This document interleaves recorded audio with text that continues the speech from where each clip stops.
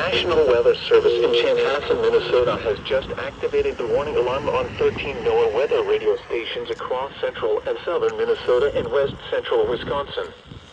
During dangerous weather situations, these specially built radios are automatically activated to warn for the hazard. Tests of these radios are normally conducted by the National Weather Service in Chanhassen every Wednesday at 1 p.m.